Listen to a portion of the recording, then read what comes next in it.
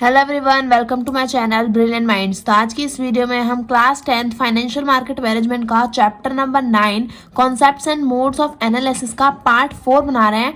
Part 3 में हम 3 part इसके कवर कर चुके हैं, जिसमें हमने how is time value of money computed, ये वाला जो टॉपिक था हमने पूरा कवर कर दिया था लास्ट वीडियो में अपनी। तो अब इसमें हम पढ़ेंगे what is effective annual return. यहाँ से हम पढ़ना शुरू करेंगे और ये इसका पार्ट 4 होगा। इसके बाद भी एक और वीडियो आएगी, उसके बाद हम इस चैप्टर को पूरा कंप्लीट कर देंगे। तो इस चैप्टर में यानी कि इस पार्ट में, इस वीडियो के पार्ट में हम यहाँ से पढ़ना शुरू करेंगे कि what is effective annual return. तो विदाउट वेस्टिंग टाइम अपना टॉपिक स्टार्ट कर देते हैं। तो यहाँ हमें दिया है what is effective annual return, यानी कि इफेक्टिव एनुअल रिटर्न का मतलब क्या है, ये क्या होता है।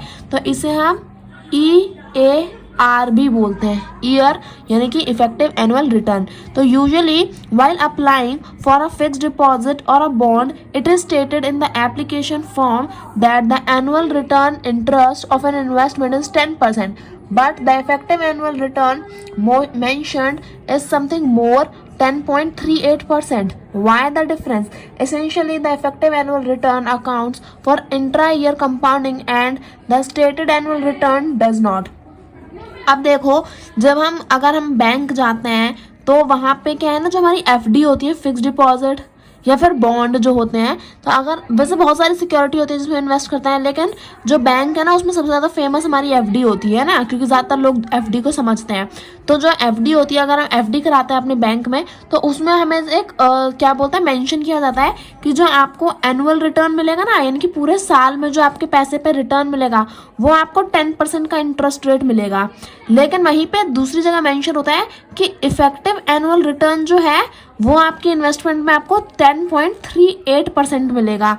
अब हम देखें कि ज़्यादा फर्क तो नहीं है, 0.38% का फ़र्क है, तो ज़्यादा फर्क कहाँ है। लेकिन देखा जाए तो ये जो 0.38% का फ़र्क है ना, ये हमारे थोड़े से पैसों में क्या लाता है, डिफरेंस लाता है कि यहाँ पे हमें सिर्फ 10% का इंटरेस्ट रेट मिलेगा और यहाँ पे 10.38% का इंटरेस्ट रेट मिलेगा। तो अगर हम देखें तो हमारा ज़्यादा बेनिफिट किस में होगा, इफेक्टिव एनुअल रिटर्न में। तो अब देखो ये क्या डिफरेंस क्यों है यहाँ पे, कि जब हम कोई FD करते हैं बैंक के साथ में, है ना, तो उसमें क्या होता है, जब हम FD कराते हैं तो हमारा प्रिंसिपल अमाउंट होती है, फिर हम उसे कुछ टाइम तक के लिए क्या करते हैं, इन्वेस्ट करके रखते हैं बैंक के साथ, और उस प्रिंसिपल अमाउंट में हमें क्या मिलता है, इंटरेस्ट मिलता है, और कंपाउंडिंग होती है तो इंटरेस्ट पे इंटरेस्ट मिलता है। तो यहाँ पे हमें सिर्फ 10% का इंटरेस्ट मिलेगा एनुअली यानी कि पूरे साल के एक एंड पे एक ही बार इंटरेस्ट मिलेगा। लेकिन जो हमारा इफेक्टिव एनुअल रिटर्न है, इसमें क्या होता है, यहाँ पे देखो, the effective annual return account for intra year compounding and the stated annual return does not. यानी कि जो हमारा इफेक्टिव एनुअल रिटर्न है ना, इसमें हमें पूरे एक साल के अंदर भी हमें इंटरेस्ट मिलता है। यानी कि हम जैसे अगर हम एक साल में, हम यहाँ पे दिया है 10% का इंटरेस्ट एनुअली, यानी कि पूरे एक साल में 10% का इंटरेस्ट मिलेगा। लेकिन हमारे पास ऐसे ऑप्शन भी होते हैं कि आप सेमी एनुअली इन्वेस्ट करना चाहोगे, यानी कि हर 6 महीने में आप इंटरेस्ट लेना चाहोगे, तो हमें कितनी बार इंटरेस्ट मिलेगा, हमें 2 बार मिलेगा। 6 महीने कंप्लीट होने के बाद इंटरेस्ट मिलेगा, फिर दोबारा 6 महीने बाद इंटरेस्ट मिलेगा, या क्वार्टरली हर 3-3 महीने में इंटरेस्ट मिलेगा, या फिर मंथली हर महीने में कंपाउंड इंटरेस्ट मिलेगा। तो ऐसा इससे जब हमें बार बार इंटरेस्ट मिलता है तो हमारा जो इंटरेस्ट रेट है वो थोड़ा सा इंक्रीज हो जाता है। अब एक बार कंपाउंड इंटरेस्ट मिलने में ज़्यादा फायदा है या बार बार इंटरेस्ट मिलने में फ़ायदा है। तो इफेक्टिव एनुअल रिटर्न में हमें क्या होता है, एक साल के अंदर एक से ज़्यादा बार इंटरेस्ट रेट हमें मिल जाता है। तो हमारा ज़्यादा इंटरेस्ट मिलेगा तो हमारी अमाउंट भी ऑब्वियसली ज़्यादा आएगी। तो यही चीज़ हमें यहाँ पे बता रखी है। तो देखो, the difference between these two major is best illustrated with an example. यहाँ पे एक एग्जाम्पल दिया है कि suppose the stated annual interest rate on a saving account, कि समझ लो कि हमें जो इंटरेस्ट रेट मिल रहा है सेविंग अकाउंट में वो 10% का मिल रहा है, ठीक है, ये एनुअली है। And say that you put 1000 into saving account, अगर आप अपने सेविंग अकाउंट में 1000 रुपये डालते हो, उसमें हमें 10% का इंटरेस्ट मिलता है और एनुअली मिलता है, यानी कि पूरे एक साल में मिलता है। तो अगले साल आपको कितने रुपए मिलेंगे, अगले साल आपको मिलेंगे 1100 रुपये। लेकिन अगर आप क्या करते हो, but if the account has a quarterly compounding feature, your effective return rate of return will be higher than 10%। अगर आप क्या करते हो, क्वार्टरली कंपाउंडिंग करवाते हो, आपने यहाँ पे एनुअली बोला, यानी कि पूरे एक साल में 12 महीने के बाद इंटरेस्ट मिलेगा। क्वार्टरली का मतलब होता है हर 3 महीने में इंटरेस्ट मिलेगा। तो अब देखोगे कि टोटल साल में कितने महीने होते हैं, टोटल साल में महीने होते हैं 12 महीने। अब 12 महीने में आपको क्या मिल रहा है, तीन तीन महीनों में मिल रहा है, तो 3 × 3 3 4 12, यानी कि 4 बार आपको क्या मिलेगा, इंटरेस्ट मिलेगा। तो यहाँ पे जब 4 बार इंटरेस्ट मिलेगा तो जो आपका रिटर्न होगा ना, the rate of return will be higher, वो आपका 10% से ज़्यादा मिलेगा आपको जो रेट ऑफ इंटरेस्ट है पहले क्वार्टर में, एट द फर्स्ट क्वार्टर और first 3 month your saving would be. अब आपको जो पहले महीने में जो इंटरेस्ट मिलेगा ना 1000 रुपये पे, वो 1025 रुपये हो जाएगा। फिर then in the second quarter the effective of compounding would become apparent, you would receive the another 25 in interest on the original of 1000, but you would receive an additional of 0.63 from the rupees 25 that was paid after the first quarter. In other words, the interest earned in each quarter will be increased. The interest earned is subsequent quarters. By the end of the year, the power of quarterly compounding would give you total amount of 1103.80. अब देखो यहाँ पे मैं क्या दे रखा है कि जब आपने इन्वेस्टमेंट करी, अब आपको हर 3 महीने में इंटरेस्ट मिलेगा, तो जो पहला क्वार्टर होगा ना उसमें आपको मिलेंगे 1025 रुपये। फिर जो अगला महीना आएगा, यानी कि अगले 3 महीने के बाद जो तीसरा महीना आएगा, यानी कि पहले 3 महीने पे मिली, फिर 3 महीने के बाद जो 3 महीने बाद, जैसे जनवरी में आपने इन्वेस्टमेंट करी तो जनवरी फरवरी मार्च, तो मार्च में मिला, फिर मार्च के बाद अप्रैल मई एंड जून, फिर जून में मिलेगा, फिर जून जुलाई अगस्त सितंबर, फिर सितंबर में मिलेगा, फिर अक्टूबर नवंबर दिसंबर, फिर दिसंबर में मिलेगा। तो ऐसे ऐसे करके जब आपको मिलेगा तो लास्ट में आपको क्या मिलेगा, पूरे 1 साल के बाद में आपको आपकी जो इन्वेस्टमेंट होगी 4 बार इंटरेस्ट मिलने के बाद आपकी जो लास्ट में इन्वेस्टमेंट का जो पैसा आएगा वो आएगा आपका 1103.80 रुपये। तो ये देखो, अगर हम देखें तो यहाँ पे जो हमें मिला था एनुअली पूरे 1 साल में, वो मिला था 1100 रुपये। यहाँ पे क्वार्टरली कंपाउंडिंग की हेल्प से, इफेक्टिव एनुअल रिटर्न की हेल्प से यहाँ पे मैं क्या मिला, 1103 रुपये मिले, यहाँ पे 1100 मिले थे। अब आप सोचोगे, सो although the stated annual interest rate is 10%, because of quarterly compounding the effective rate of return is 10.38%. The difference of 0.38 में appear insignificant, but it can be huge when you are dealing with large number. 0.38% of rupees 1 lakh is 380. Another thing is considered is that compounding does not necessarily occur quarterly or 4 times a year, or it does in the example above. There are accounts that compound monthly and even some compound daily. As our example showed, the frequency with interest is paid compounded, we will have an effect on effective rate of return. देखो यहाँ पे मैं क्या दे रखा है, देखो सबसे पहले हमने इन्वेस्टमेंट करी, इन्वेस्टमेंट करने के बाद अगर हम एनुअल रिटर्न लेते हैं पूरे 1 साल के बाद, तो हमें कितना मिलेगा, 1100 रुपये मिलेंगे। लेकिन अगर हम क्या करते हैं, इफेक्टिव एनुअल रिटर्न लेते हैं, अगर हम क्या करते हैं, एक पूरे साल में 1 बार इंटरेस्ट ना लेके हम क्या कर रहे हैं, यहाँ पे क्वार्टरली हमने किया था, तो क्वार्टरली यानी कि 4 बार हमें इंटरेस्ट मिलेगा एक ही साल में, तो हमें कितने रुपए मिल रहे थे, साल के एंड में हमें मिल रहे थे 1103 रुपये। तो अब अगर हम देखें तो यहाँ पे इंटरेस्ट तो हमें 10% का ही मिल रहा था, लेकिन वो इंटरेस्ट हमें 4 बार मिला, तो इसलिए क्या हुआ, वो प्रिंसिपल प्लस इंटरेस्ट, फिर दोबारा इंटरेस्ट मिलेगा, फिर प्रिंसिपल प्लस इंटरेस्ट, फिर दोबारा इंटरेस्ट मिलेगा, क्योंकि कंपाउंडिंग चल रही है ना, इंटरेस्ट पे इंटरेस्ट मिलेगा, तो इसलिए जो है वो हमारी अमाउंट इंक्रीज हो गई, क्योंकि हमने इफेक्टिव एनुअल रिटर्न को चूज किया था यहाँ पे। तो अब अगर हम देखें कि यहाँ पे जो है इफेक्टिव एनुअल रिटर्न में वो हमें 10% से ज्यादा मिला, तो यहाँ पे देखो हमें रिटर्न क्या मिला, 10.38%। अब अगर आप देखोगे तो कितना फर्क है 10% और 10.38% में, सिर्फ 0.38 का परसेंट का फर्क है। तो अगर हम देखें तो बहुत छोटी सी चीज है, लेकिन ये जो छोटा सा इंटरेस्ट रेट है ना, ये हमें तब ज्यादा बेनिफिट देता है जब हमारी जो इन्वेस्टमेंट है वो ज्यादा बड़ी हो। यहाँ पे देखो ये सिर्फ 1000 रुपए थे, तो इसलिए 3 रुपए का बेनिफिट हुआ। अब सोचो अगर 1 10 100 1000 लाख, अगर 1 लाख रुपीज होते तो ये 3 रुपए पता है कितने में बदल गए होते, ये 3 रुपए हमारे 380 रुपए में बदल गए होते। तो अगर आप इन्वेस्ट करते हैं तो वो तब आपको कितने मिलता है, अगर आप सिर्फ 10% का इंटरेस्ट लेते तो 1,10,000 मिलते। अब अगर आप इफेक्टिव एनुअल रिटर्न लोगे तो आपको कितने मिलेंगे, आपको मिलेंगे 1,10,380 रुपए। तो आपको 380 रुपए का तो बेनिफिट ही हो रहा है ना, तो काहे अपने 380 रुपए मरवाना। तो इसलिए जो है ये इफेक्टिव एनुअल रिटर्न आया हुआ आपको समझ में आएगा, ये ज्यादा बेनिफिशियल रहता है as compare to annual return. अब देखो ये जो इफेक्टिव एनुअल रिटर्न है ये बस सेमी एनुअली यानी कि हर 6 महीने और क्वार्टरली नहीं होता है, ये हर मंथली भी होता है, मंथली बेसिस पे हर महीने भी हमें कंपाउंड इंटरेस्ट मिलता है, और किसी किसी कंपाउंडिंग में तो हमें डेली भी इंटरेस्ट मिलता है। बस वो फर्क है कि जो डेली बेसिस जो इंटरेस्ट मिलता है वो हमें थोड़ा सा कम मिलता है। मिलता है। तो देखो हमारा इफेक्टिव एनुअल रिटर्न है, आपको समझ में आया गया होगा। इसमें क्या होता है, एनुअली से ज्यादा इंटरेस्ट रेट जब हमें मिले तो वो हमारा इफेक्टिव एनुअल रिटर्न हो जाता है। तो अब हम ना आगे बढ़ते हैं। यहाँ पे हमें दे रखा है क्या, एक मिनट, ओके। तो यहाँ में दे रखा है how to go about systematically analysing a company, यानी कि अब हमें क्या करना है, अब हमें जब इन्वेस्टमेंट हम करते हैं तो किस तरह से कंपनी को सिस्टमैटिकली एनालाइज करना है, यानी कि किस तरह से कंपनी में हमें चेक करना है कि ये हमें सही रहेगी हमारी इन्वेस्टमेंट के लिए या नहीं। तो देखो you must look for the following, make the right analysis, यानी कि अगर आप इन्वेस्टमेंट करना चाह रहे हो तो आपको इन चीजों का, इन फैक्टर्स का ध्यान रखना चाहिए। पहला क्या दे रखा है, इंडस्ट्री एनालिसिस। इंडस्ट्री एनालिसिस पढ़ लेते हैं।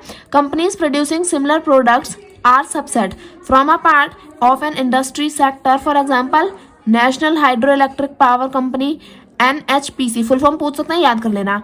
National thermal power company NTPC limited, Tata power company limited TPC, तो etcetera belong to the power sector industry of India. It is very important to see how the industry to which the company belong is faring, specific like effect of the government policy, future demands of its products, etc.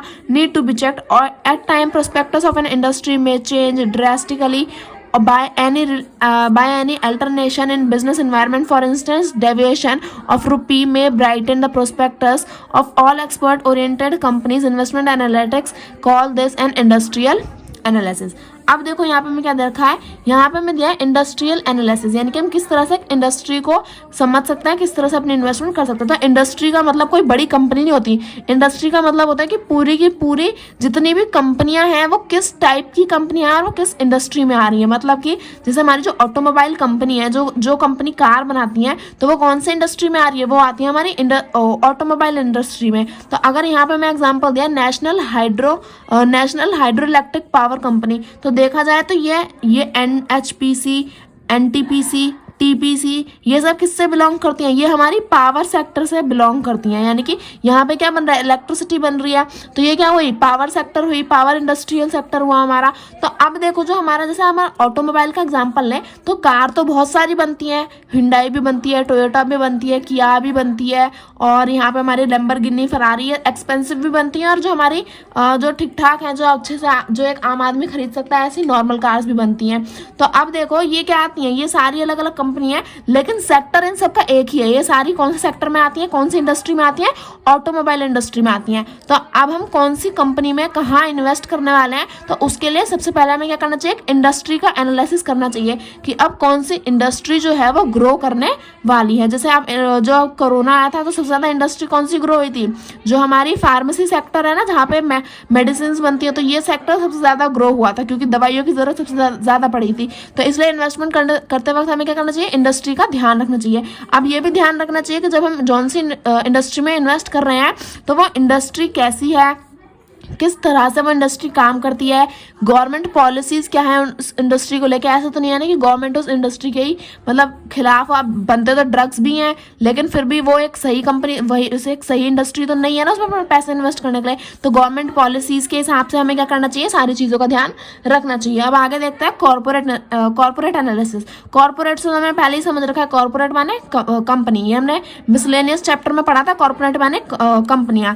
तो देखो how has the company been faring over the past few years, seek information on its current operation, managerial capabilities, growth plans, its past performance, vis-a-vis its competitors, etc. This is known as corporate analysis.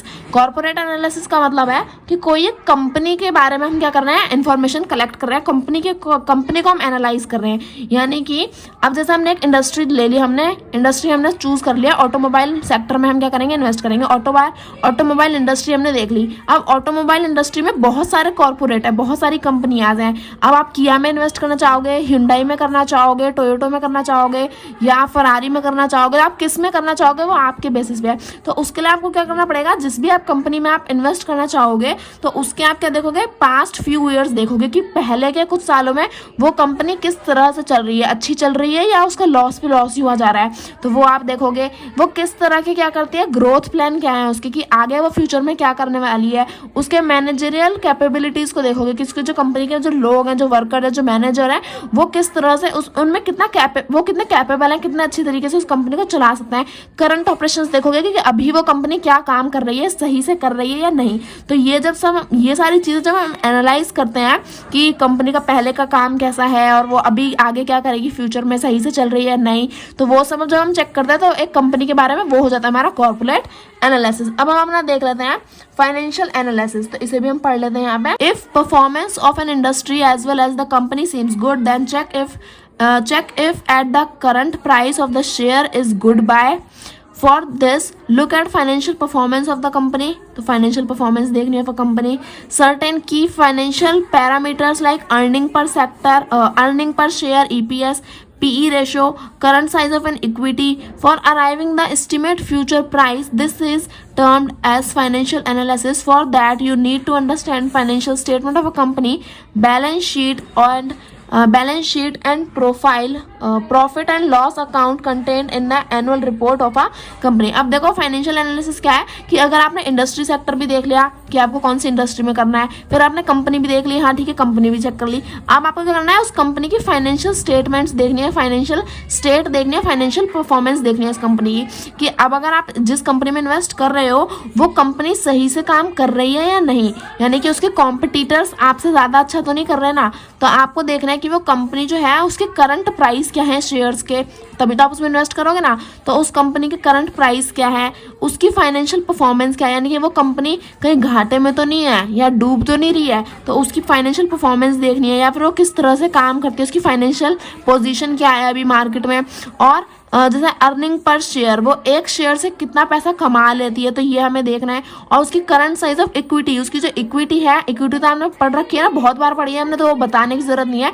तो जो equity है उसका अभी current size क्या है, कितनी बड़ी है उसकी इक्विटी, तो वो हमें सब यहाँ पे क्या करना है, चेक करना है। तो हमें ये भी देखना है। अब ये हमें कैसे पता चला, ये हम कैसे पता कर सकते हैं, अब ये हम ऐसे पता कर सकते हैं कि कंपनी जो है वो क्या करती है, हर साल अपनी बैलेंस शीट निकालती है, बैलेंस शीट और प्रॉफिट एंड लॉस अकाउंट वो हमेशा क्या करती है, कंपनी अब जो है अपना एनुअल रिपोर्ट में पब्लिश करती है। तो वो अभी हम आगे पढ़ेंगे, जो what is an annual report, वो मैं नेक्स्ट पेज पे दे रखा है। तो आई होप आपको अभी ये दोनों पॉइंट्स अच्छे से समझ में आ गए होंगे। तो अपना नेक्स्ट पेज हम स्टार्ट करते हैं। तो यहाँ पे मैं दे रखा है what is an annual report. Annual report हमारी क्या होती है वो हम यहाँ पे पढ़ लेते हैं। तो देखो, an annual report is a formal financial statement. ये बहुत अच्छे से याद रखना कि एनुअल रिपोर्ट क्या है, फॉर्मल फाइनेंशियल स्टेटमेंट है, issued yearly by a corporate, और ये हर साल क्या है कंपनी इशू करती है।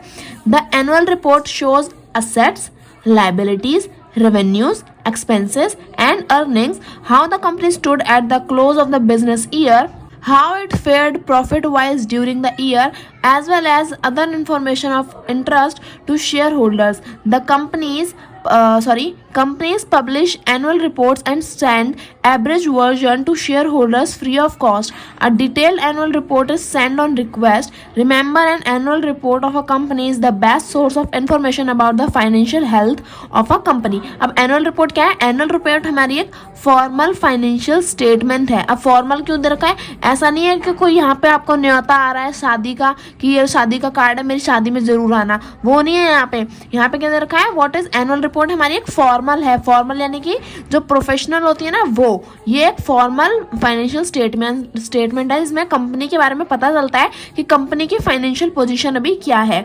और ये क्या होती है, हर साल यहाँ पब्लिश होती है, हर साल इशू होती है। कौन सी तारीख को, 31 मार्च को जो है ये हर साल क्या होती है, एक कंपनी की एनुअल रिपोर्ट पब्लिश की जाती है, इशू की जाती है। तो एनुअल रिपोर्ट में क्या होता है कि कंपनी की एसेट्स क्या है, कंपनी की संपत्ति क्या है, कंपनी के पास अभी कितना पैसा है, कितना बेनिफिट है, मतलब अभी क्या क्या संपत्ति कंपनी के पास में है, तो वो कितने पैसों की संपत्ति, कितने करोड़ रुपए हैं उसके पास। तो वो अब एसेट्स में सिर्फ पैसा ही नहीं आता है, और भी चीज़ें आती हैं उसके पास, जैसे मशीनरीज हो गई, लैंड प्रॉपर्टी, ये सब हो गया, तो वो एसेट्स हो गई। लायबिलिटीज, कितनी उधारी अभी कंपनी के पास है वो। रेवेन्यूज तो आप समझती हैं, पैसा है ना, वो अभी है। एक्सपेंसेस, अभी कंपनी के कितने खर्चे, और अर्निंग्स, अभी कंपनी कितना कमाने वाली है या उसके पास अभी कितने पैसे हैं। तो ये सारी जो चीज़ें हैं ये हमारी एनुअल रिपोर्ट में क्या की जाती हैं, इशू करी जाती है हर साल। तो अब देखो, ये 31 मार्च को क्या होता है, क्लोजिंग डे होता है, यानी कि हर कंपनी जो है वो क्या करती है अपने बिजनेस के आखिरी साल पे, मतलब बिजनेस के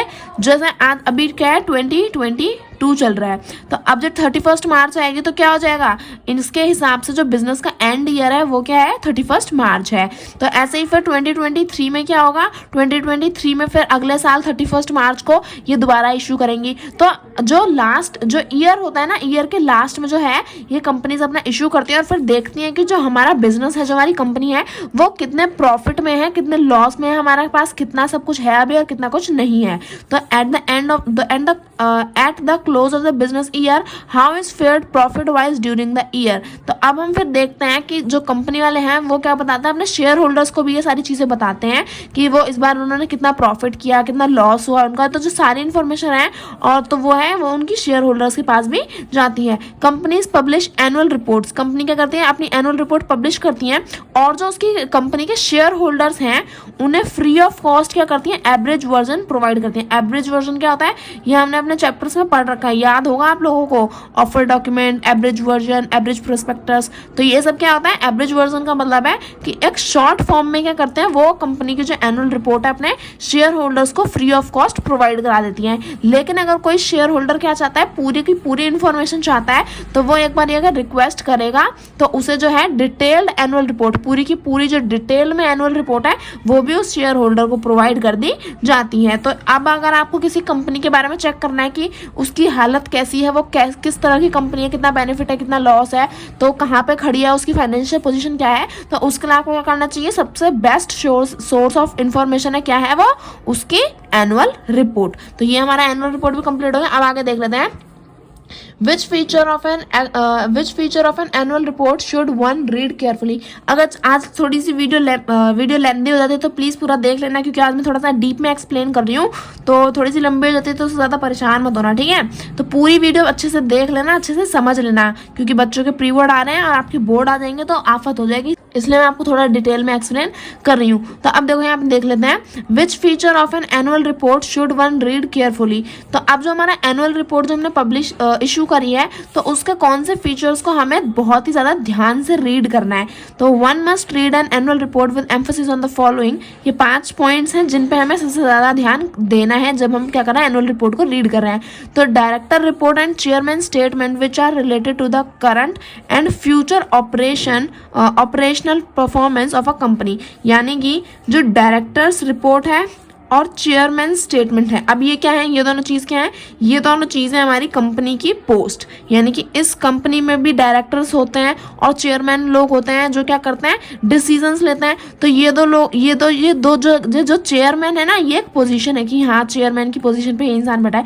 तो ये दो क्या है, पोस्ट है, जैसे CEO होता है, मैनेजर होता है, बॉस होता है, वर्कर होते हैं, कोवर्कर होते हैं, जो इंटर्न होता है। तो ये सारी क्या है, ये सारी हमारी पोजीशंस हैं। तो ऐसे ही डायरेक्टर और जो चेयरमैन है, तो ये जो रिपोर्ट और जो स्टेटमेंट देते हैं इन्हें बहुत ध्यान से पढ़ना है, क्योंकि ये क्या करते हैं, जो अभी की जो परफॉर्मेंस है कंपनी की और जो फ्यूचर की जो परफॉर्मेंस है उससे रिलेटेड जो है ये क्या करते हैं, डिसीजंस लेते हैं और उससे रिलेटेड जो है सारे काम किए जाते हैं इन दोनों के बेसिस पे। ये सारे क्या ले लेते हैं, सारे डिसीजन तो नहीं, बट हाँ इनका भी पार्ट होता है कि ये डिसीजन मेकिंग में हमें हेल्प करेंगे। तो इनकी जो स्टेटमेंट होती है वो हमें बहुत ज़्यादा ध्यान से पढ़नी है।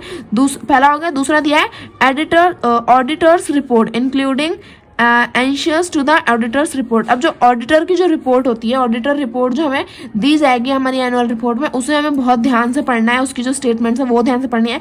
प्रॉफिट एंड लॉस अकाउंट, यानी कि जो एनुअल रिपोर्ट है उसमें प्रॉफिट और जो लॉस अकाउंट है ये भी हम आगे भी पढ़ेंगे, तो इस पर ज़्यादा परेशान मत होना अगर समझ नहीं आता तो, ये हमें आगे दे रखा है। तो जो प्रॉफिट और जो लॉस अकाउंट है वो हमें ध्यान से देना कि कहाँ कहाँ पे प्रॉफिट होगा, कहाँ कहाँ पे लॉस होगा, तो ये हमें यहाँ पे ध्यान से पढ़ना होता है। आगे दिया है बैलेंस शीट। अब बैलेंस शीट भी हमारा नीचे ही दे रखा है, देखो।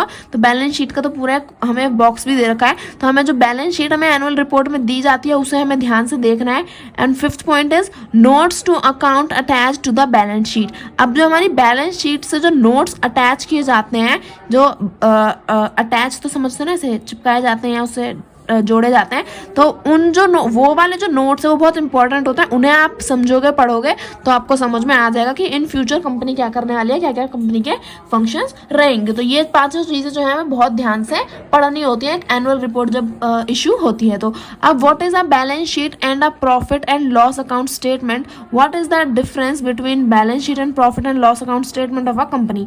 अब देखो पहले समझ लेते हैं बैलेंस शीट और प्रॉफिट एंड लॉस अकाउंट क्या होता है, उसके बाद इन दोनों में डिफरेंस क्या है वो भी हम समझ लेंगे। तो यहाँ देखा है the balance sheet of company shows the financial position of a company at a particular point of time. तो जो बैलेंस शीट है वो क्या करती है, कंपनी की फाइनेंशियल पोजीशन क्या है, अभी कंपनी कितने घाटे में है, कितने बेनिफिट में है, बैंकरप्ट तो नहीं होने वाली है। तो ये सारी जो फाइनेंशियल पोजीशन है ना, ये क्या करती है, हमारी बैलेंस शीट हमें बताती है एक पर्टिकुलर टाइम पर कि अभी हमारी कंपनी अच्छी चल रही है, अभी हमारा लॉस हो रहा है, अभी हमारी कंपनी बैंकरप्ट हो गई है, अभी हमारी कंपनी बहुत ज़्यादा ग्रोथ पे है।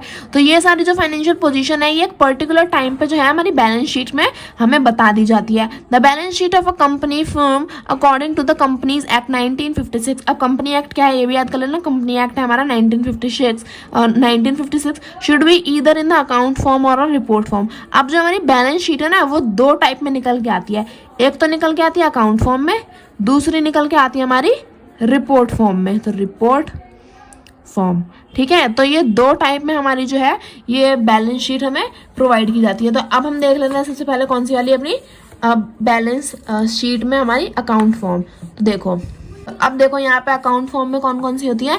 अब देखो जो अकाउंट फॉर्म वाली होती है वो कुछ ऐसी होती है, इसमें मतलब ऐसे बॉक्स बना के अलग से नहीं दिया जाता, मतलब बता रखा है कि अकाउंट फॉर्म में क्या क्या होता है।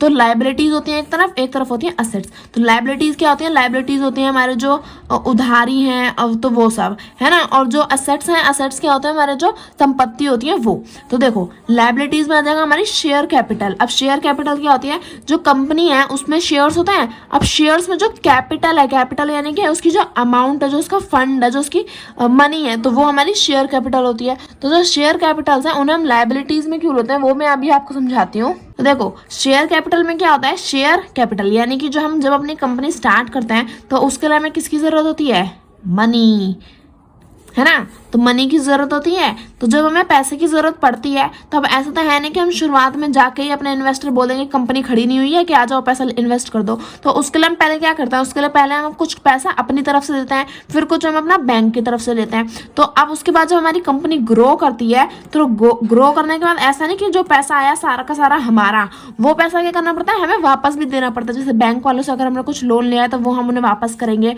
और या फिर अगर हमने घर से भी लिया है तो अगर आप घर से जैसे अगर आपने 10 लाख रुपए लिए तो वो घर में भी तो वापस दोगे ना, माँ बाप कहेंगे ना कि 10 लाख रुपए लिए तो अब बेटा वापस तो दे दो। तो इसलिए जो हमारा पैसा है उसे हम क्या करते हैं, हमेशा लाइबिलिटीज की तरफ रखते हैं क्योंकि वो हमें वापस भी देना पड़ता है। रिजर्व एंड सरप्लस, अब देखो रिजर्व एंड सरप्लस क्या होता है, जैसे कि आज अगर हमने क्या कर रहे हैं, हमने पैसा कमाया, पैसा कमाने के बाद अगर हमने क्या किया, जो हमारा प्रॉफिट हुआ उसमें से हमने पहले क्या किया, अपने जो डिविडेंड है जो हमने इन्वेस्टर से हमने दे दिया, उसके बाद जो हमारा पैसा बचता है, जो बचता है उसे हम सरप्लस बोलते हैं, है ना। तो उसे हम क्या कर लेते हैं, उसे अपने पास रिजर्व करके रख लेते हैं, उसे अपने पास रख लेते हैं जमा करके।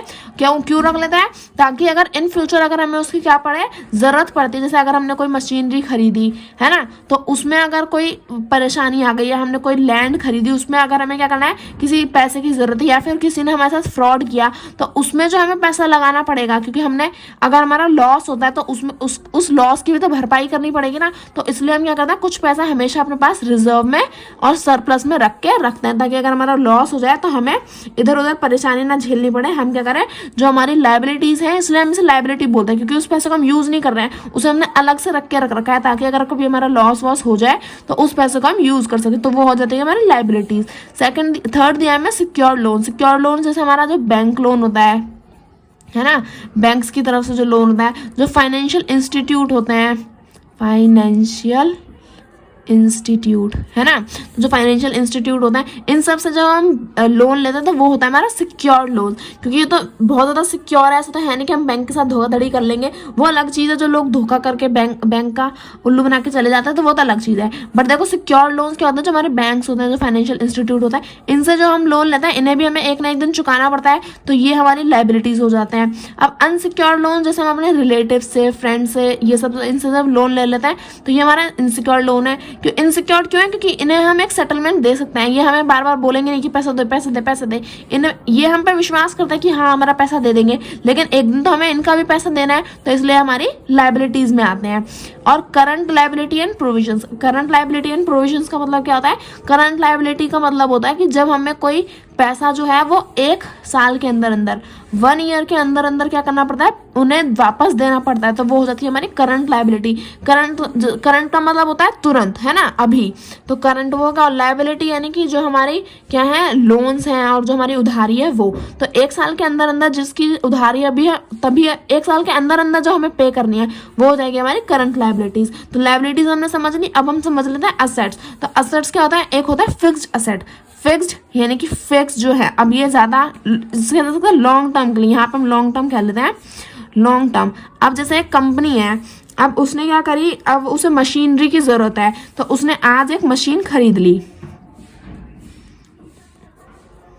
तो आज अगर उसने एक मशीन खरीद ली तो ऐसा तो है नहीं कि उसने आज खरीदी, 1 हफ्ते बाद खराब हो जाएगी, फिर वो नहीं लाएगा, फिर वो 2 दिन बाद खराब हो जाएगी, फिर वो नहीं लाएगा, तो ऐसा तो होगा नहीं। जो मशीन्स हैं तो ये क्या है, ये एक लॉन्ग टर्म के लिए चलती हैं। आज हमने खरीद ली तो सालों साल तक वो क्या है, बरकरार चलती रहेंगी। तो वो हमारी फिक्स्ड असेट्स हैं कि आज अगर हमने इनमें पैसा लगाया तो वो बहुत सालों तक क्या करेंगे, हमारा काम करेंगी। या फिर हमने किसी एक कंपनी ने क्या करी, एक लैंड खरीदी, तो ऐसा तो है नहीं कि आज खरीदी कल बेच दी फिर नहीं लाए, फिर आज खरीदी कल लॉस में बेच दी फिर नहीं लाएंगे, फिर आज खरीदेंगे परसों बेच देंगे फिर हमारा थोड़ा प्रॉफिट होगा। तो ऐसा तो होता नहीं है। अगर हमने आज जमीन खरीदी है तो बहुत सालों तक हम क्या रखेंगे, उसे अपने पास में रख के रखेंगे, तो वो क्या हो जाएगा, हमारा फिक्स्ड एसेट हो जाएगा। वो बहुत टाइम तक, लंबे टाइम तक क्या चलेगा, हमारे साथ रहेगा और हमारा बेनिफिट देगा, तो इसलिए वो हमारा फिक्स्ड एसेट हो जाएगा।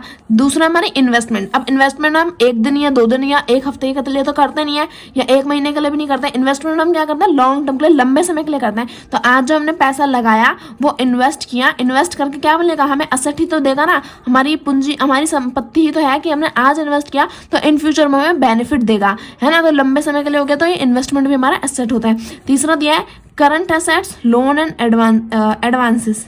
तो ये भी हम समझ लेते हैं। तो करंट का भी हमने समझा था, मतलब अभी, है ना। तो और असेट्स तो हम पता ही है हमारी संपत्ति। तो फिक्स्ड असेट्स जैसे हमारी जो लैंड है, मशीन है, ये हमारी संपत्ति है। इन्वेस्टमेंट जो हम इन्वेस्ट कर रहे हैं वो हमारी संपत्ति है। तो करंट असेट्स में क्या हमारा आ जाएगा, करंट असेट्स में आ जाएगा जैसे कि जो हमने आज, जो हमारे पास है, अब उसे हम कितना जल्द से जल्द, जब हम उसे क्या करना चाहते हैं, उसे कैश में कन्वर्ट करना चाहते हैं। तो जब उसे कैश में कन्वर्ट करना चाहता है तो वो हमारा करंट असेट्स हो जाएगा, है ना। यानी कि जैसे आज अगर हमारे पास कोई चीज है, अब हम क्या करना चाहते हैं, उसे जल्द से जल्द उसे कैश में कन्वर्ट करना चाहते हैं ताकि हमारा प्रॉफिट हो, तो वो हो जाएगा हमारा करंट असेट्स। तो जैसे करंट असेट्स में क्या हो जाएगा, जैसे हम उस चीज को, किसी भी एक चीज को हम क्या करना चाहते हैं, हमने कैश में कन्वर्ट करना चाहते हैं। फॉर एग्जाम्पल अगर हमने आज कोई चीज खरीदी, अब हम क्या चाहते हैं कि कुछ टाइम के बाद अगर हम उसे कैश में कन्वर्ट करना चाह रहे हैं तो हम उसे बेच के हम अपना प्रॉफिट कमा सकते हैं, तो वो हमारा करंट असेट्स हो जाएगा, क्योंकि हमने उसे बेचा और हमारी वो संपत्ति हमारे पास वापस आ गई कैश फॉर्म में, तो वो हो गया हमारा करंट असेट्स। अब देखो यहाँ पे दे रखा है मिसलेनियस एक्सपेंडिचर। मिसलेनियस एक्सपेंडिचर का मतलब क्या होता है कि जो हमारे छोटे मोटे खर्चे होते हैं ना, छोटे मोटे जैसे छोटे मोटे हो गए, जैसे हमारी जो पेन हो गई, है ना, और कॉफ़ी हो गई। अब आप सोचोगे पेन और कॉफ़ी पे कहाँ पहुँच गए।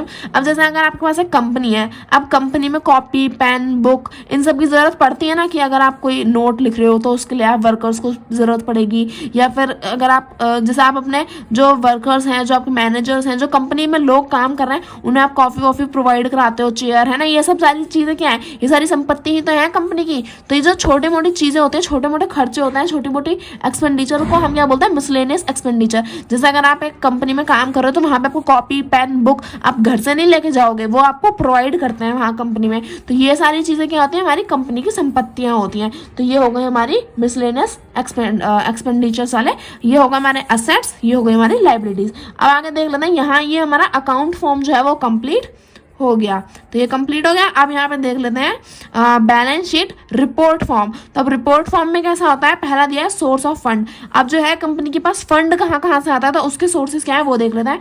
पहला दिया है शेयर होल्डर्स फंड। तो अब शेयर होल्डर्स में जो शेयर होल्डर्स जो पैसा देते हैं, फंड्स यानी कि हम जो हमारा मनी होता है उसे ही हम फंड भी बोल देते हैं।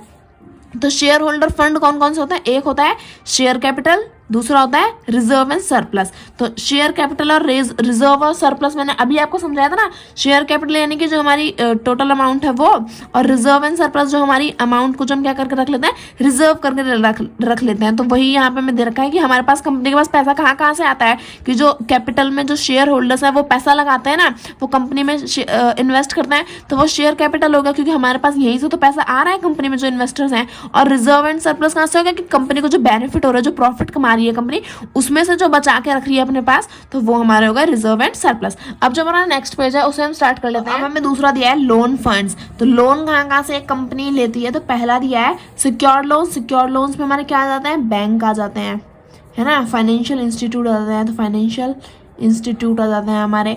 दूसरा आ जाता है इनसिक्योर लोन्स। इनसिक्योर लोन्स में हमारे फ्रेंड्स आ जाते हैं, जिनका हम पैसा ले लेते हैं और कभी चुकाते ही नहीं है ना, वो अलग चीज़ है, लेकिन यहाँ हमें चुकाना पड़ता है। फ्रेंड्स आ गए, हमारे रिलेटिव्स आ गए, और हमारी फैमिली मेम्बर्स आ गए, है ना। तो ये सब क्या है, ये सब हमारे उसमें आते हैं, क्या बोलते हैं, अनसिक्योर्ड लोन्स में आ जाते हैं। तो लोन्स हम कहाँ कहाँ से लेते हैं, लोन फंड हमारे पास जो लोन का पैसा आता है वो कहाँ कहाँ से आता है, या तो सिक्योर्ड लोन से आते हैं, बैंक और फाइनेंशियल इंस्टीट्यूट से, यहाँ से हम फॉर्मली क्या ले सकते हैं, लोन ले सकते हैं। बी है अनसिक्योर्ड लोन, जैसे कि हमारे फ्रेंड से ले लेते हैं, रिलेटिव से ले लेते हैं, फैमिली मेम्बर से ले लेते हैं, जिसे जिन्हें हम क्या दे सकते हैं, एश्योरेंस दे सकते हैं कि अभी नहीं दे रहे, लेकिन जब हमारा बेनिफिट होगा तो हम आपको दे देंगे। लेकिन बैंक को तो आप ऐसा नहीं बोल सकते ना कि भैया अभी पैसे नहीं दे रहे क्योंकि अभी मेरा कंपनी चल नहीं रही है, जब कंपनी चलेगी तो देखूंगा पैसे दूंगा, तो ऐसा तो आप इन्हें नहीं बोल सकते। लेकिन आपने जो अनसिक्योर्ड लोन्स है, इन वाले जो लोन वाले को जो लोन डेप्टर है, इन्हें आप बोल सकते हो कि हाँ अभी नहीं दे रहा, थोड़ा टाइम बाद दे दूंगा। अभी दूसरा दिया एप्लीकेशन ऑफ फंड। अब एप्लीकेशन ऑफ फंड देख लेते हैं।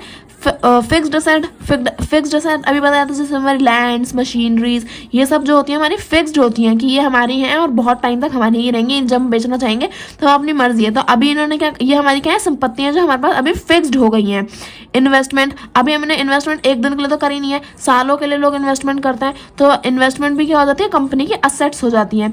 करंट असेट जैसे मैंने भी बताया था कि जिसे हम जितनी जल्दी चाहें कन्वर्ट कर सकते हैं, किसमें, कैश में। तो अपनी मर्जी के हिसाब से जब हम चाहें उस चीज़ को कन्वर्ट कर सकते हैं कैश में, है ना। अब दे रखा है यहाँ पे less current liabilities and provisions, net current assets, miscellaneous expenditure and losses. तो अब देखो यहाँ पे क्या दे रहा है, करंट लाइबिलिटीज। करंट लाइबिलिटीज का मतलब क्या होता है, जब हमें क्या करना पड़ता है, तो एक साल के अंदर अंदर हमें क्या करना पड़ता है, जो भी हमारा लोन है वो हमें चुकाना पड़ता है, तो वो हो जाती है हमारी करंट लाइबिलिटीज। अब मिसलेनियस एक्सपेंडिचर क्या हो जाएंगे, जो हमारे छोटे मोटे खर्चे होते हैं ना हमारी कंपनी में, तो वो क्या होती है, वो छोटे मोटे खर्चे, मतलब हमारा नुकसान नहीं, छोटे मोटे खर्चे जैसे हमारे जो हम कंपनी में जो फैसिलिटीज प्रोवाइड करा रहे हैं, जैसे कि जैसे अब हम जैसे हमारे जो वर्कर हैं, अब उन्हें दिन से रात काम कराएंगे तो उन्हें कुछ प्रोवाइड भी तो करना पड़ेगा। जैसे हम खाना पीना प्रोवाइड करा देते हैं, चाय कॉफी प्रोवाइड कराते हैं, कॉपी बुक्स पेन पेंसिल्स, ये सारी जो चीज़ें, ये जो है हमारी छोटी मोटी चीज़ें, वो हमारी मिसलेनियस एक्सपेंडिचर में आती है। तो इस समय भी तो पैसा लगता है ना, तो ये सारे क्या है, हमारी एप्लीकेशन ऑफ फंड्स है। और लॉसेस, जैसे हमारे थोड़े छोटे मोटे जो नुकसान हो जाता है, जैसे कोई चीज़ टूट गई या किसी मशीनरी में कुछ खराबी आ गई जैसे रिपेयर कराने में, तो ये सारे जो है एप्लीकेशन ऑफ फंड्स हैं। आप देख लेते हैं, the profit and loss account income statement on the other hand shows the financial performance. जो प्रॉफिट एंड लॉस अकाउंट है वो क्या करता है, financial performance of a company firm over a period of time. तो वो क्या करता है, हमें जो प्रॉफिट एंड लॉस अकाउंट है वो क्या शो करता है, एक कंपनी की फाइनेंशियल परफॉर्मेंस क्या है, वो अच्छी चल रही है नहीं चल रही है, एक period over a period of time पे वो क्या करता है, हमें कंपनी की फाइनेंशियल परफॉर्मेंस को शो करता है। अभी देख लेते हैं यहाँ पे, it indicates the revenues and expenses during particular period of time. The period of time is an accounting period year April March. अभी मैंने आपको बताया था कि 31 मार्च को क्या होता है, हमारी ये जो एनुअल रिपोर्ट है वो पब्लिश होती है। तो यहीं पे ऐसा जो हमारे एनुअल रिपोर्ट में क्या आता है, हमारी जो बैलेंस शीट है, जो प्रॉफिट एंड लॉस फंड है, तो ये इसका यहाँ पे मैं टाइम पीरियड दे रखा है मार्च एंड अप्रैल का। तो इसमें क्या होता है, इसमें हमारी जो क्या करा जाता है, इसमें जो हमारी अकाउंटिंग रिपोर्ट है उसे समराइज किया जाता है कि रेवेन्यूज आइटम्स क्या है, यानी कि कहाँ कहाँ से पैसा आ रहा है, क्या क्या खर्चे हैं कंपनी के, तो एक्सपेंसेस आइटम्स क्या है, और डिफरेंट। तो यही सब है हमारे प्रॉफिट एंड लॉस अकाउंट में कि जो कंपनी की फाइनेंशियल पोजीशन है, फाइनेंशियल परफॉर्मेंस है, वो एक पीरियड पे किस टाइप की है, किस तरह की है, कंपनी कहाँ चल रही है, कितने खर्चे हैं, कितना पैसा कमा रही है कंपनी। तो ये सब हमारे प्रॉफिट एंड लॉस अकाउंट में और बैलेंस शीट में बताया जाता है। तो how to interpret balance sheet and profit and loss account of a company. तो अब देख लेते हैं, let start with balance sheet. The box 1 gives the balance sheet XYZ LTD company on 31 March. देखो 31 मार्च 2005 मैंने बताया था ना, 31 मार्च को हमारा क्या होती है, इश्यू होती है। Let us understand the balance sheet show in the box 1। तो हमारा जो बॉक्स 1 है उसमें हमें हमारी बैलेंस शीट दे रखी है, तो उसे मैं आपको एक बार शो कर देती हूँ। तो ये जो बैलेंस शीट है ये आपके पास भी होगी आपकी बुक में। तो ये हमें बैलेंस शीट यहाँ पे क्या कर रखी है, प्रोवाइड करा रखी है कि इस टाइप की जो है वो बैलेंस शीट हमें दिखती है। तो आप चाहो तो इसे बैठ के पढ़ भी सकते हो, लेकिन मुझे अभी आपका आगे का समझाना भी है, तो इसलिए मैं जब आगे का पढ़ूंगी तो आपको इसे समझाते रहूंगी ये क्या क्या है। तो इस टाइप की जो है वो हमारी बैलेंस शीट दिखती है। ये जो पूरी बैलेंस शीट है ये आपकी बुक में भी है, तो आप इसे आराम से बैठ के देख सकते हैं। हम अपने नेक्स्ट पेज पे आगे बढ़ते हैं। The balance sheet of a company is a record showing sources of funds of their applications for creating building assets. However, since the company fund structure and asset position change every day due to fund inflow and outflow, balance sheet are drawn on a specific date से 31 मार्च। तो जो हमारी balance sheet है उसमें हमें क्या बताया जाता है कि उसमें हमारे रिकॉर्ड दिया जाता है कि किस तरह से जो है वो हमारी कंपनी काम कर रही है, क्या उसके पास असेट्स हैं, क्या उसके पास लाइबिलिटीज़ हैं, कितना उसका फाइनेंशियल पोजीशन क्या है, उसकी फाइनेंशियल परफॉर्मेंस क्या है। तो ये सारी चीज़ें जो है हमारी बैलेंस शीट में हमें प्रोवाइड करी जाती है, और एक स्पेसिफिक डेट पे 31 मार्च को क्या होती है, ये इशू होती है। तो ये हमारी बैलेंस शीट हम समझ चुके हैं। आगे दे रखा है What do these sources of fund represent? अब जो sources of fund है वो क्या रिप्रेजेंट करते हैं, तो हमने हमारा बॉक्स 1 का एग्जांपल दे रखा है, यहाँ पे हमें वो बता रखा है। तो देख लेते हैं। पहला दिया है shareholder fund also known as net worth in the fund coming from the owner of the company. अब शेयर होल्डर फंड क्या होता है, शेयर होल्डर यानी कि जो कंपनी के शेयर होल्डर्स होते हैं। अब शेयर होल्डर्स भी दो तरह के होते हैं, equity share holder, preferential share holder. तो जो शेयर होल्डर फंड है ये क्या होती है, हमारी नेटवर्थ होती है, is also known as net worth in the fund is the fund coming from the owner of the company. Shareholders को हम क्या बोलते हैं, ओनर भी बोलते हैं ना, क्योंकि इन्होंने क्या लिया, एक हिस्सेदारी ली है हमारी कंपनी में। तो शेयर होल्डर्स क्या होते हैं, हमारी ओनर ऑफ कंपनी होते हैं, जो क्या करते हैं, अपने पैसे को हमारी कंपनी में इन्वेस्ट करते हैं, अपने पैसे को हमारी कंपनी में लगाते हैं। तो जो फंड्स हैं उसमें शेयर होल्डर फंड का मतलब क्या है, शेयर होल्डर फंड हमारे वो फंड होते हैं जिसमें जो ओनर ऑफ अ कंपनी है वो अपना पैसा क्या कर रहा है, हमारी कंपनी में इन्वेस्ट कर रहा है। अब दूसरा है लोन फंड। लोन फंड में क्या होता है, अब अपनी कंपनी को चलाने के लिए हमें सारा पैसा ये इन्वेस्टर ही थोड़ी देंगे। अब सारा का इतने अमीर तो है नहीं ये शेयर होल्डर फंड वाले भी कि पूरी की पूरी कंपनी को अकेले खुद ब खुद सालों तक चलाते रहेंगे। अगर कुछ साल चला भी लिया तो एक टाइम के बाद तो पैसे की जरूरत पड़ेगी, तो उसके बाद हम लोन फंड लेते हैं। लोन फंड यानी कि लोन का पैसा लेते हैं, है ना। और वो फंड कहाँ से लेते हैं, वो हम बोरो करते हैं आउटसाइडर से। अब वो हमारे सिक्योर्ड फंड भी हो सकते हैं और अनसिक्योर्ड फंड भी हो सकता है। सिक्योर्ड यानी कि हमारे बैंक से लिए हुए फंड भी हो सकते हैं, बैंक से लिया हुआ पैसा भी हो सकता है। और अनसिक्योर्ड लोन्स यानी कि जो हमारे रिलेटिव्स से और जो फ्रेंड फैमिली मेंबर्स इन सबसे जो ले लेता है वो भी हो सकता है। तो जो हमारा जो फंड है, जो हमारा पैसा है, वो कहाँ से आता है, दो तरीकों से आता है। या तो शेयर होल्डर फंड से, जो हमारे इन्वेस्टर्स हैं, जो कंपनी में के जो कंपनी के ओनर्स हैं वो पैसा देते हैं, या फिर हम लोन लेके भी अपनी कंपनी को चला सकते हैं। When a company firm start operation it owner called share holders. तो देखो जब एक कंपनी स्टार्ट होती है तो उसके जो ओनर्स होते हैं उन्हें हम क्या बोलते हैं, शेयर होल्डर्स भी बोलते हैं, क्योंकि उनके पास क्या होता है, शेयर्स होता है हमारी कंपनी के, तो वो शेयर होल्डर्स को हम ओनर भी बोलते हैं। Contributed fund called share capital. तो ये जो शेयर होल्डर्स है ना, ये ऐसे ही आके पूजा पाठ करके, ऐसे कोई टोटका करके नहीं हमारी कंपनी पे मालिक बने बैठे हैं। ये क्या कर रहे हैं, ये क्या करता है, अपनी शेयर कैपिटल यानी कि ये हमारा फंड कॉन्ट्रीब्यूट करता है, अपना पैसा देते हैं हमारी कंपनी को, शेयर कैपिटल में इन्वेस्ट करते हैं, है ना। तो शेयर कैपिटल यानी कि अपना पैसा जो है वो कंपनी को दे रहे हैं ताकि क्या हो सके, हमारी कंपनी चल सके। तो इसलिए वो क्या करते हैं, पैसा देके ओनरशिप खरीदते हैं। तो शेयर कैपिटल, तो अगर आप अपना बॉक्स देखो, बॉक्स 1 XYZ कंपनी लिमिटेड का, तो 2005 में रुपीज 103.87 करोड़ का क्या है हमारे पास, शेयर कैपिटल है। The shareholders being the owner share part of the profit of the company as dividend. तो जो शेयर होल्डर्स होते हैं वो क्या होता है, ओनर होता है कंपनी के, and share part of the profit, और जो कंपनी का जो प्रॉफिट होता है ना उसे शेयर करते हैं एज डिविडेंड। अब जो शेयर होल्डर्स हैं, जो ओनर हैं, ओनर कौन से, इक्विटी शेयर वाले। तो इक्विटी शेयर वाले अगर ओनर हैं तो वो ऐसा नहीं है कि सारा पैसा आया उनकी जेब में गया। अब जो लोग हैं जो और इन्वेस्ट करें, जैसे प्रेफरेंस शेयर वाले हो गए और जो डेब्ट इंस्ट्रूमेंट वाले हो गए, डिवेंचर वाले हो गए, तो उन सबको क्या करना पड़ता है, डिविडेंड देना पड़ता है। तो जो कंपनी प्रॉफिट कमा रही है तो ये भी ओनर्स हैं इक्विटी शेयर वाले, तो ये और जो और ओनर्स हैं वो सब क्या करते हैं, जो हमारी कंपनी का प्रॉफिट आया है उसे शेयर करते हैं और इन्वेस्टर्स के साथ एज डिविडेंड के तौर पे क्या करते हैं, शेयर करते हैं और लोगों के साथ। Share capital has been further divided into equity capital and preferential capital. अब शेयर कैपिटल जो है, क्योंकि पैसा तो इक्विटी शेयर वाले भी दे रहे हैं और प्रेफरेंशियल शेयर वाले भी दे रहे हैं, लेकिन जो शेयर कैपिटल है वो दो पार्ट से डिवाइड हो जाता है। किस में, इक्विटी कैपिटल में और प्रेफरेंशियल कैपिटल में। अब इक्विटी और प्रेफरेंशियल हमने दोनों पढ़ रखे हैं, फिर भी यहाँ पे देख लेते हैं। Equity capital does not have fixed rate of dividend.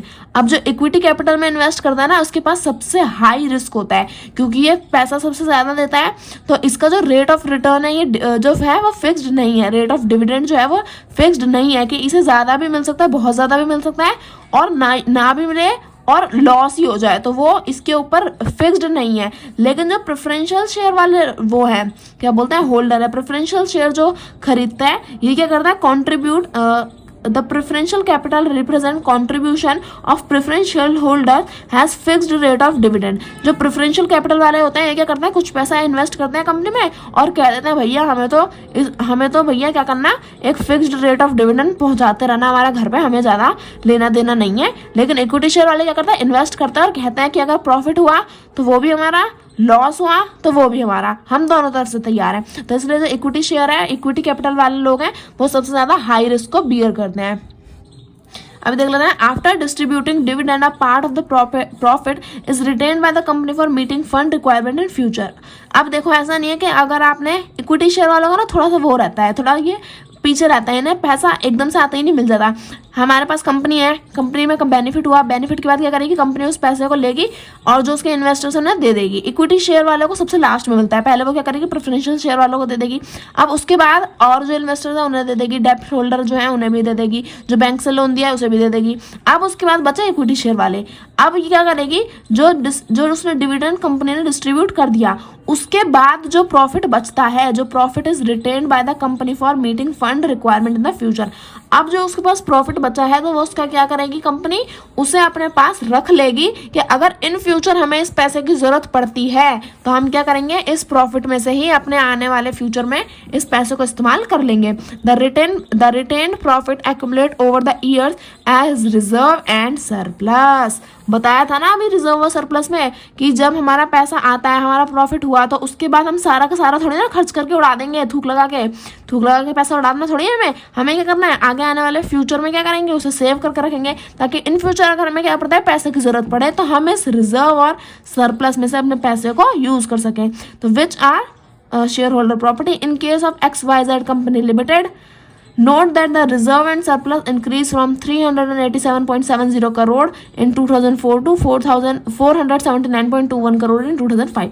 तो यहाँ पे हमें दे रखा है कि जो हमारी पीछे जो बैलेंस शीट दी है बॉक्स 1 में, उसमें क्या दे रखा है कि जो सरप्लस है ना, जो हमारा पैसा हमारे पास प्रॉफिट बच के आया है उसमें से जो हमने रिजर्व किया है वो 2004 में कितना था, 387.70 करोड़, यानी कि 387.70 करोड़ था पहले हमारे पास। लेकिन 2005 में बढ़ के वो कितना हो गया, 47 यानी कि 479.21 करोड़ हमारे पास क्या हो गया, ये पैसा हमने रिजर्व करके रख लिया। तो अभी ये हमारा हो गया लास्ट टॉपिक जो है वो हमारा यही है आज इस वीडियो का, what is the difference between equity share holder and preferential share holder. तो अभी ये तो हमने पूरा पढ़ ही रखा है, equity share holder, preferential share holder, पूरा पीछे के पूरे चैप्टर इसी के ऊपर है। तो देख लेते हैं। Equity shareholder are suppose to be the owner of the company. Equity shareholders क्या होते हैं? Owner of the company. Equity share वाले क्या होते हैं? ओनर होते हैं कंपनी के। who therefore have right to get dividend as declare and a right to vote। अब इनके पास क्या होता है? एक ये डिविडेंड डिक्लेयर करते हैं, इसका राइट होता है, और क्या होता है? राइट टू वोट होता है इनके पास, कि अगर कंपनी में कोई डिसीजन लिया जा रहा है तो उसका जो वोट है उसमें ये लोग पार्टिसिपेट कर सकते हैं। ऐसा नहीं कि मुंह बंद करके बैठे रहेंगे, हाँ ठीक है कंपनी वाले देखेंगे क्या करना है।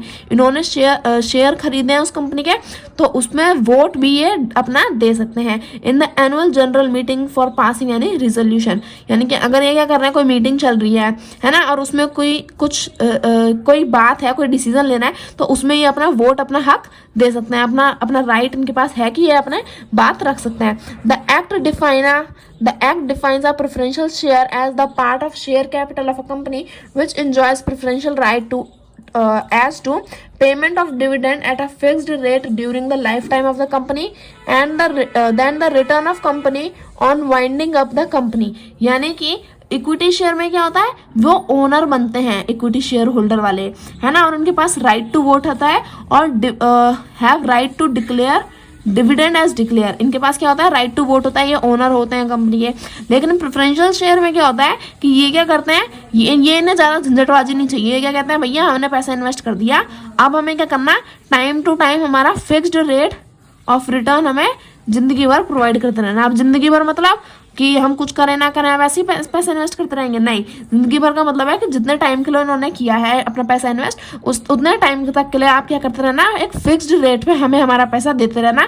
कंपनी का प्रॉफिट हो रहा है, लॉस हो रहा है, इससे हमें कोई फर्क नहीं पड़ता। अगर कंपनी का प्रॉफिट हो रहा है तब भी हम इतने ही रुपए लेंगे, कंपनी का लॉस हो रहा है तब भी हम इतने ही रुपए लेंगे। तो फिक्स्ड रेट ऑफ इंटरेस्ट जो है वो हमें प्रोवाइड करते रहना, ये प्रेफरेंशियल शेयर वाले कहते हैं।